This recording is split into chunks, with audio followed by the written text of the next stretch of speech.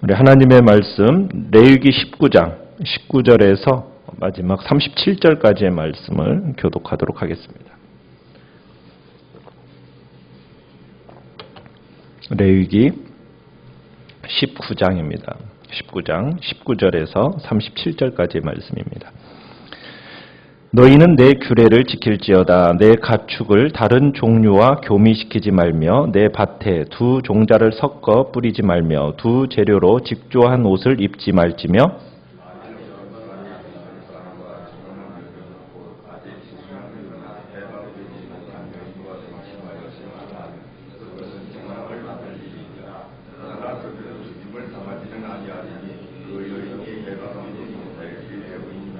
그 남자는 그 속건제물 곧 속건제 순양을 회막문 여호와께로 끌고 올 것이요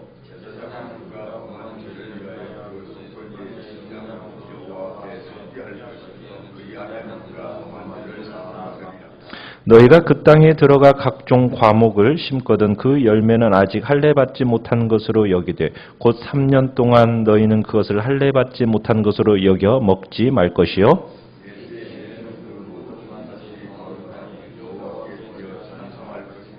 다섯째 해에는 그 열매를 먹을지니 그리하면 너희에게 그 소산이 풍성하리라. 나는 너희의 하나님 여호와이니라.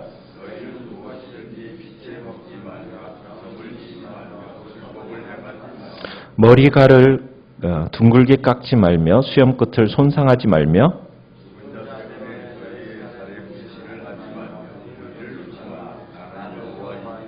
내 딸을 더럽혀 창녀가 되게 하지 말라. 음행이 전국에 퍼져 죄악이 가득할까 하노라.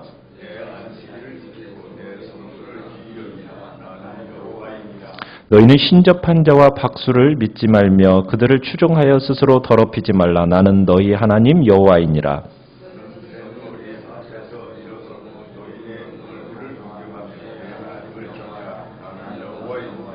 거류민이 너희 땅에 거류하여 함께 있거든 너희는 그를 학대하지 말고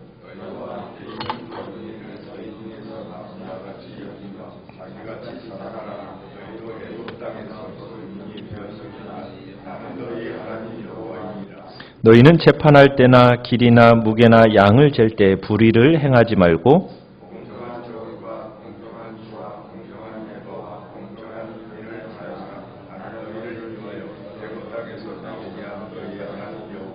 같이 읽습니다. 너희는 내 모든 규례와 내 모든 법도를 지켜 행하라. 나는 여호와이니라. 아멘.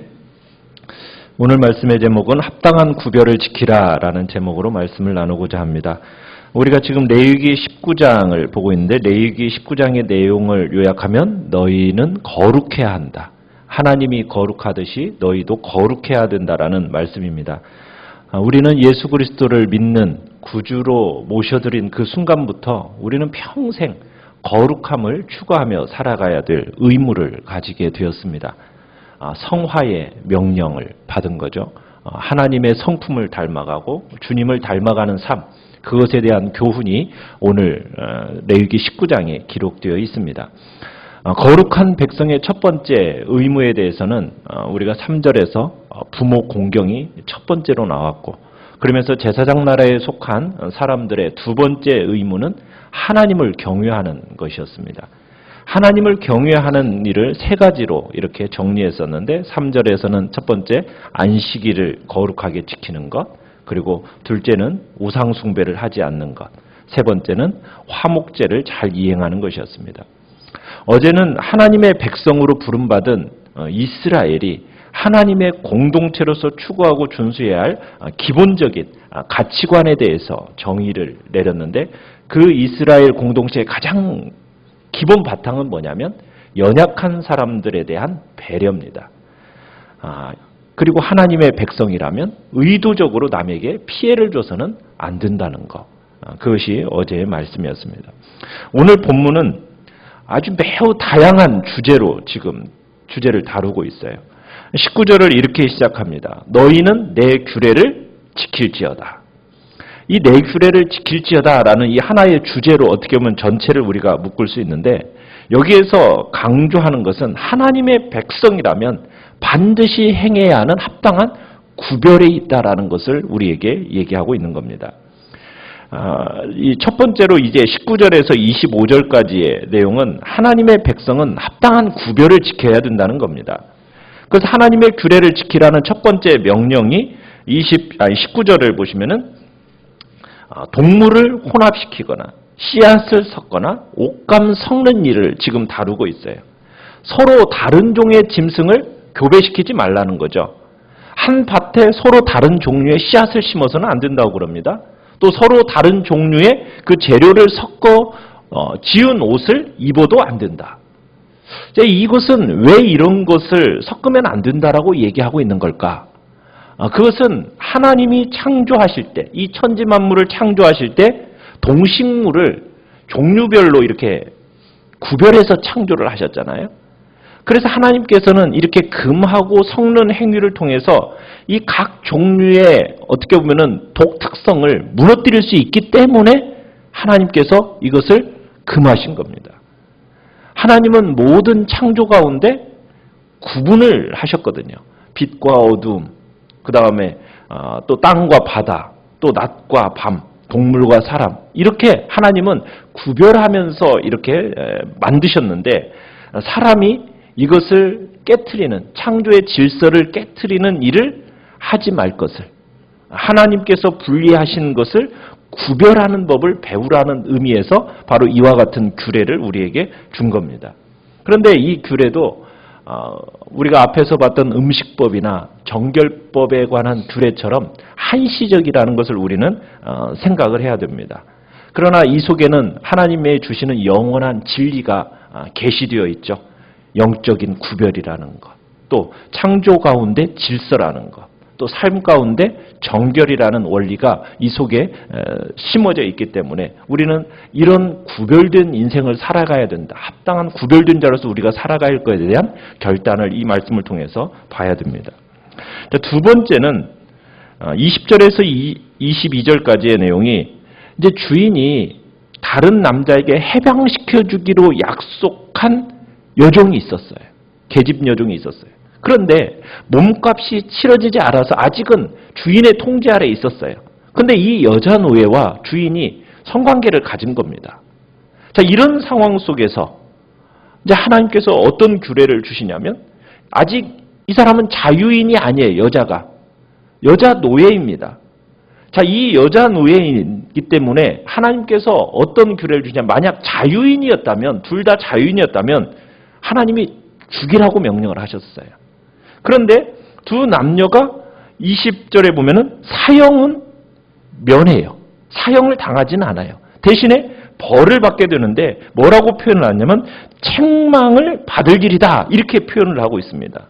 책망을 받아야 한다는 거죠. 이 책망을 받는다는 것은 피해를 보상해야 된다라는 의미입니다.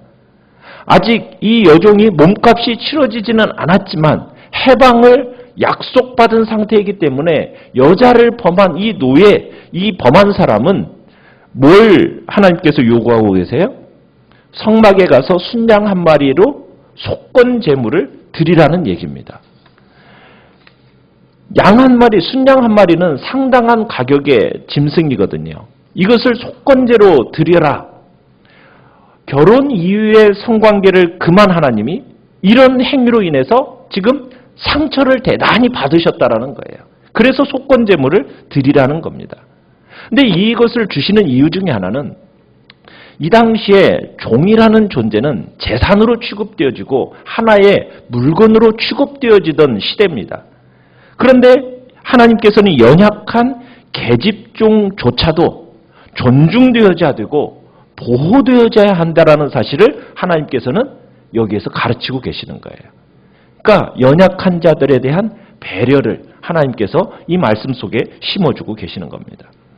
자, 세 번째 명령은 23절부터 25절까지의 과일 나무를 심어서 열매가 맺히기 시작하면 첫 3년 동안은 열매를 먹지 말고 넷째 해에는 소산물을 하나님께 바치고 다섯째 해부터 먹어라. 이렇게 명령을 하고 있습니다. 첫 3년 동안 열린 과일을 가르쳐서 뭐라고 얘기하냐면 할례 받지 못한 것이다. 이렇게 표현을 하고 있어요. 그러니까 아직 제대로 발달도 안 됐고 맛도 제대로 나지 탔으니 먹기에 적합하지 않다. 그러면서 할례라는 자극적인 표현을 사용하면서 이 시기의 과일은 먹지 말라는 거예요. 그러면서 이 할례라는 표현을 통해서 이 메시지를 통해서 이제 사람들의 마음에 이 3년 동안에는 따먹지 말 것을 각인시킨 겁니다. 그래서 이 율법을 근거로 해서 이스라엘 사람들은 과일나무를 심고 난 첫 3년 동안은 열매를 맺기 전에 아예 꽃을 따버렸다고 그럽니다. 그러니까 열매가 맺혀도 먹지 못할 것이니까 아예 꽃부터 그냥 제거시켜 버린 거죠. 그래서 이제 나무가 3년 동안에 잘 크게 자라면서 그러면서 이제 3년, 4년째 맺히는 열매는 어떻겠습니까? 아주 크고 좋은 열매를 맺게 되겠죠. 그러면 그 열매는 뭐라고 얘기합니까? 네, 하나님께 드려서 찬송할 것이라. 그 과일을 먹지 말라. 참 이 나무 열매와 관련된 이 시험은 우리가 어디서 생각이 납니까? 선악과에서 생각이 나죠. 순종의 시험. 과일을 먹지 말라. 아담에게 선악과를 먹지 말라. 이 명령이 생각이 나죠. 그러니까 네 번째 맺힌 과일은 하나님께 속한 것이니 주님께 감사하고 찬양하기 위한 목적으로 제사장에게 가져다 주라는 거죠. 그리고는 다섯 번째 해부터 비로소 과일을 먹을 수 있다. 이 규례를 지키면은 반드시 복을 주고 수확이 많아질 거라고 이렇게 얘기를 합니다. 이 율법의 근본 취지가 무엇이겠습니까? 먹을 수도 있는 과일이에요. 그런데 먹지 말라고 그래요. 그러면서 하나님이 주시는 이 말씀에 순종하라고 지금 얘기하는 겁니다. 이 이야기는 뭐냐면 앞으로 이스라엘이 차지하게 할 그 가나안 땅이 그들에게 하나님이 주신 선물이라는 것을 고백하라는 거예요. 땅의 주인이 누구인가? 땅의 주인이 누구예요? 하나님이시고 너희 이스라엘 백성은 소장농이다. 그렇다면 너희가 나에 대한 믿음과 신뢰를 가지고 이 말씀을 지키라는 거예요. 그러니까 시험하라는 거죠. 시험하시는 거죠. 그러니까 너희의 존재가 하나님의 땅을 빌려서 농사를 짓고 있다는 사실을 인정하는 사람이라면 이 율법을 준수해야 된다는 거죠. 그래서 하나님 앞에서의 자신의 위치를 어떠한 위치인가? 하나님은 땅의 주인이시요. 자신들은 소장농이라는 것을 하나님 앞에서 인정하고 하나님의 말씀을 지킬 것을 지금 명령하고 있는 겁니다. 자, 26절부터 31절까지는 하나님의 백성이라면 이방인들의 풍습으로부터 구별되어야 한다는 것을 이제 얘기하고 있습니다. 그래서 첫 번째 26절 명령은 핏째 먹지 말라라는 얘기를 하고 있어요. 가나안 사람들을 포함한 이방인들이 종종 고기를 핏째 먹었던 것 같아요. 그러니까 피해 금지령을 내리시는데 이 피해 금지령과 함께 뭐가 같이 나오고 있습니까? 점을 치지 말라, 술법을 행하지 말라. 그러니까 이 피해 금지령이 지금 술법과 점술, 마술과 언급되는 것을 보면 이 당시에 이방인들의 행했던 예식 속에 핏째 먹는 예식이 있었던 거예요. 그러면서 점치지 말라, 술법을 행하지 말라. 하나님의 백성들이 하나님이 침묵하실 때가 있어요. 하나님이 침묵하실 때 마음이 답답하다고 어디 거짓 점쟁이들에게 찾아가서는 안 된다는 거예요. 무당을 찾아가서 자기의 앞길을 보여달라고 해서는 안 된다는 거예요. 우리는 언약을 따라 살아가는 사람으로서 하나님을 붙들고 살아가는 사람이라면 하나님이 침묵하실 때에도 어떻게 해야 되는 거예요? 그분을 신뢰함으로 묵묵히 우리의 믿음의 길을 걸어가야 되는 겁니다. 그래서 여기서 분명히 점을 치지 말고 술법을 행하지 말 걸 얘기해요. 27절, 28절에서는 머리카락을 둥글게 깎지 말고 수염 끝을 손상하지 말고 죽은 자 때문에 너희 살에 문신하지 말고 무늬를 넣지 말라. 이것은 이방인들의 장례 예식에서 비롯된 건데 이 당시에 이방인들은 악한 영이 시신을 건들지 못하도록 하기 위해서 장례식에서 자기의 몸에 상처를 내서 피를 흘렸다고 그래요. 우리가 엘리야와 대결했던 바알의 선지자들도 보면요. 그들이 어떻게 했습니다. 바알을 자극하기 위해서 자기의 몸을 자해하는 일이 있었잖아요. 그러니까 성도는 어떤 사람인가? 자신의 몸을 훼손해서는 안 된다라는 거예요. 우리의 몸은 신약으로 넘어가면은 무엇입니까? 하나님의 전이죠. 성전입니다. 하나님의 성전임을 기억해야 된다면 이 한 가지 이유만으로 우리의 몸에다가 함부로 자해하거나 낙서하는 그런 일이 있어서는 안 된다. 지금 성경은 우리에게 얘기하고 있는 겁니다. 29절에서는 또 그렇게 얘기합니다. 내 딸을 창녀질로 몰아서는 안 된다. 여기서 이 창녀질이라는 것은 이 당시에 우상 숭배하는 신전 창녀로 이렇게 신전 창녀들이 있었어요. 근데 그 신전 창녀로 너의 딸을 내주는 것을 금하는 법입니다. 그러니까 어떤 의식으로든지 이교의 의식에 연루되는 일을 해서는 안 되고 너희들은 성소, 구별된 성소를 공경해야 될 것을 얘기합니다. 그래서 30절에 이렇게 얘기하죠. 내 안식일을 지키고 내 성소를 귀히 여기라. 그러니까 줄곧 이제 하지 말라 했다가 이제 하라는 명령으로 내리시는데 하나님께서 주신 안식일을 그 절기를 지키라는 거죠. 이방인들의 풍습과 어떻게 보면 종교를 따르지 말고 거룩하신 하나님이 지정해 주신 이 절기를 따라라. 대안을 주시는 거고 죄와 가증한 행위를 멈추는 것만이 경건의 전부가 아니라 그 다음에 뭐 하는 겁니까? 건전한 대안으로 안식일을 지키고 성소를 귀히 여기는 것. 이것이 우리가 하나님 앞에서 구별되어 살아가는 삶의 모습이라는 겁니다. 그러면서 다시 이제 하지 말라라는 명령이 또다시 31절부터 시작이 되죠. 죽은 사람의 영, 불러내는 여자, 신접한 여인이죠. 점쟁이, 이 사람들을 찾으면 안 된다. 귀신을 찾아가거나 죽은 영혼을 찾아가서는 안 된다. 여러분 이 전형적인 성경의 예가 누구의 예입니까? 사울왕이죠. 사울왕이 하나님이 침묵하시니까 누구를 찾아갔어요? 엔돌에 신접한 여인을 찾아갔잖아요. 그것이 하나님 앞에서 큰 죄악이 되었기 때문에 패하였다라고 역대기에서는 얘기하고 있어요. 오직 우리는 여호와의 성소만을 경외하고 오직 여호와만을 위해서 구별되어야 함을 가르치고 있는 겁니다. 그리고 이제 32절부터는 하나님의 백성이라면 다른 사람에게 친절과 공의를 드러냄으로써 하나님의 그 거룩하심을 따라야 한다는 겁니다. 지금까지는 이방의 종교와 이방 종교의 관습으로부터 구별되었다면 이제는 사회의 전반적인 분위기를 따뜻하고 아름답게 조성해 나갈 율법을 제시하고 계시는데 첫 번째 32절에서 뭘 권모해 나오고 계시냐면 노인들을 공경하라는 겁니다. 그러니까 젊은 사람들이 노인들을 따뜻하게 대하는 것은 어느 사회에서든지 미풍양속이죠. 그런데 노인 공경이 결국 뭐라고 얘기합니까? 하나님을 경외하는 것이다 라고 얘기하고 있습니다. 그러니까 노인들을 존경하지 않는 사회는 어떻게 보면 위기에 처한 사회다라고 볼 수가 있는 거예요.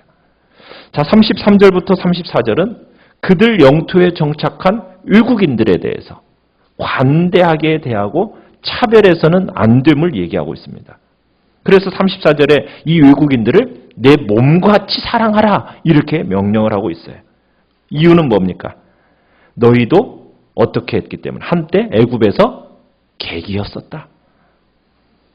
이 하나님께서 외국인, 과부, 고아 이런 사람에 대한 어떤 책임과 의무를 강조를 하고 계세요.